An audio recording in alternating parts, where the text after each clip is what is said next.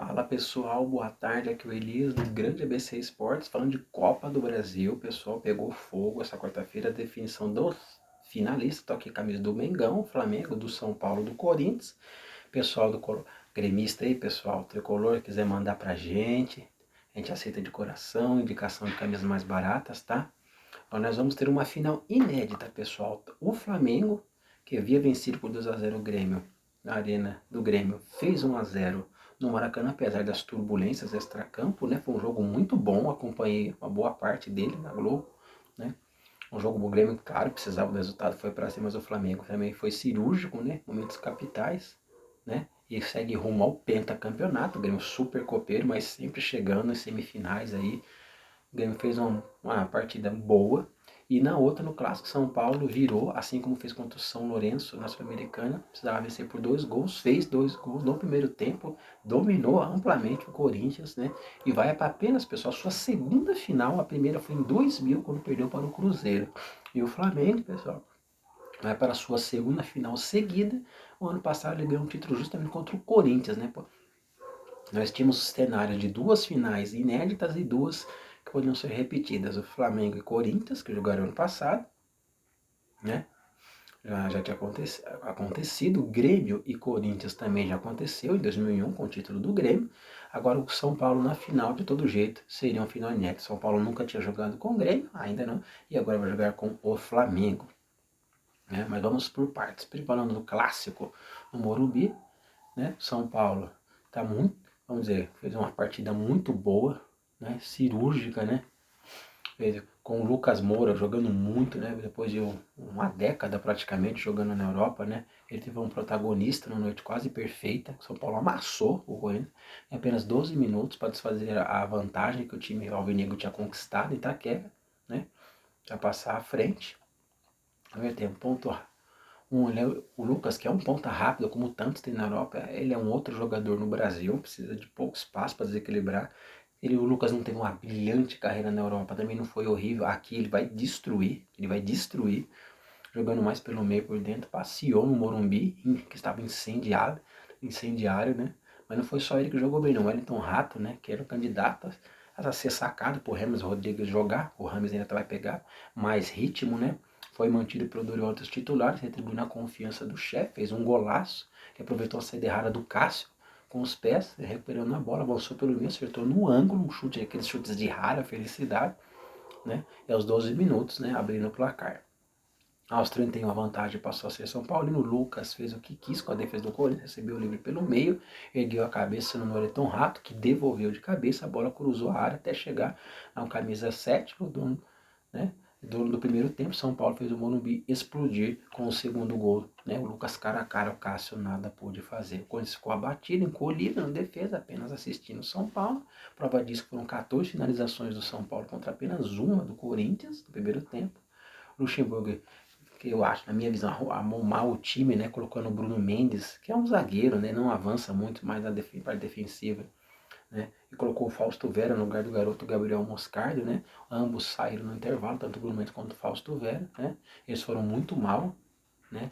Em campo, tanto uruguaio quanto argentino. No segundo tempo, o Corinthians até passou a produzir mais ofensiva, porque precisava também, mas continuou sendo um pouco, tanto que o primeiro chute a gol saiu aos 30 do segundo tempo. Foi pobre demais o futebol do Corinthians, né? Que dependia bastante do talento do Renato Augusto. Só que dessa vez ele foi discreto e não fez nada de muito especial, não. Mas a noite foi mesmo do São Paulo e também do Lucas. Começou a jogada que seria o terceiro gol. Não foi para o Wellington Rato, concluiu para fora. É um lance que começou com camisa 7 driblando o zagueiro Murilo. E a bola também passando pelo Caleri. Nos minutos finais, quando se pressionou como não havia feito, tentando, meio desorganizado, o jovem Wesley, bom jogador, tentando abrir a defesa do São Paulo. E o zagueiro Gil virando quase um centroavante. Né, passa bolas pelos pés do Juliano, que entrou também, a chance do time amigo levar a disputa para os pênaltis. O meia bateu de chapa e mandou para fora. O Renato Augusto no zaga também tentou, mas o chute cruzado ninguém completou para o gol, né? Esse foi um grande público, pessoal. Por enquanto o recorde de público em 8 anos, né? O último tinha sido contra o Cruzeiro na Libertadores de 2015, quando foi 66.369, nós tivemos um público, pessoal, de 62.093 torcedores, com uma renda de R$ 8.500.325, O Dorival Júnior mandou o Rafael, no gol, Rafinha, Arboleda, Beraldo e Wellington.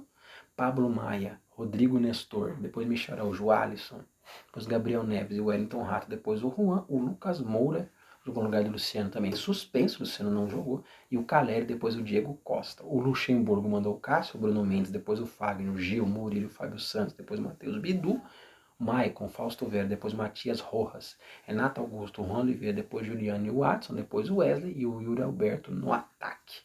No outro jogo, Flamengo e Grêmio, né? O Grêmio tentando reverter, né?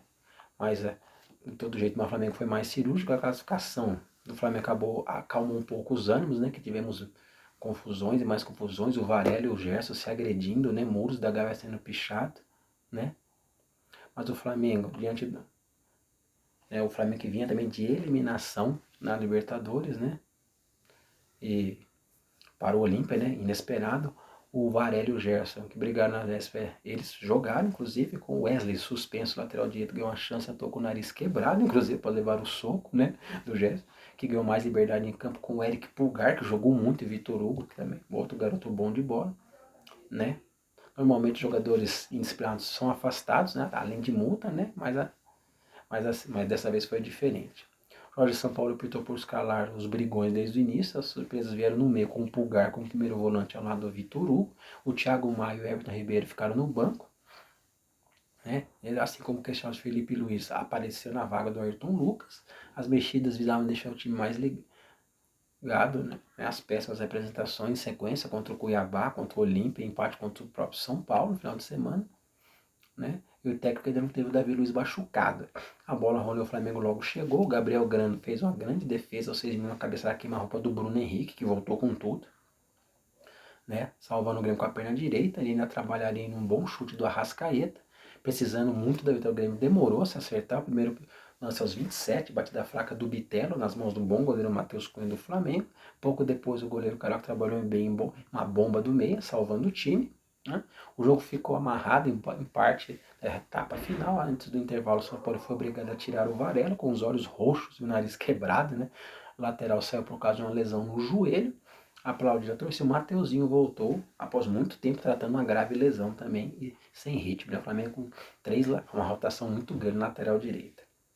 Os senadores mantiveram no mais os seus elencos. O Grêmio voltou melhor. O Soares exigiu uma defesa de vôlei do Matheus Cunha. O goleiro deu uma manchete para evitar um gol. Logo após isso, foi o Bitelo que desperdiçou. O Flamengo em pânico sequer passava do meio, pressionado, entregava a bola aos gaúchos. O Ferreirinha cortando para dentro, vindo da esquerda, chutou na trave.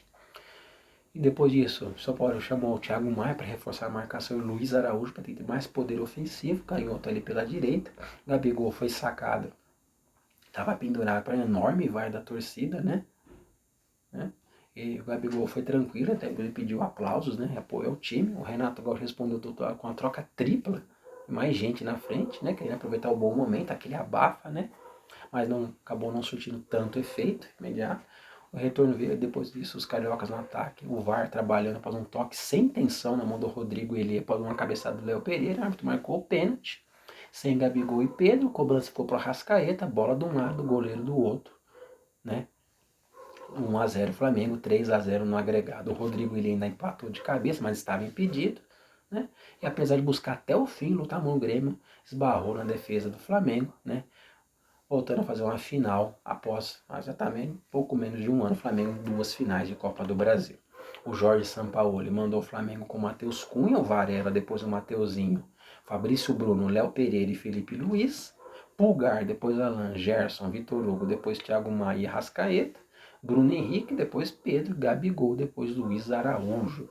Renata Gaúcho mandou com Gabriel Grano, João Pedro, Rodrigo, Bruno Alves e Reinaldo, Vila Sante, Bitelo, depois Bessosi, Carvalho, depois Pepe e Cristal, depois João Pedro Galvão, Ferreirinha, depois Vitúrbio, Luiz Soares. Público no Maracanã, 60.112 pagantes, uma renda de R$ 8.774.612,50, pessoal. Então é isso, Flamengo e São Paulo, tudo aberto.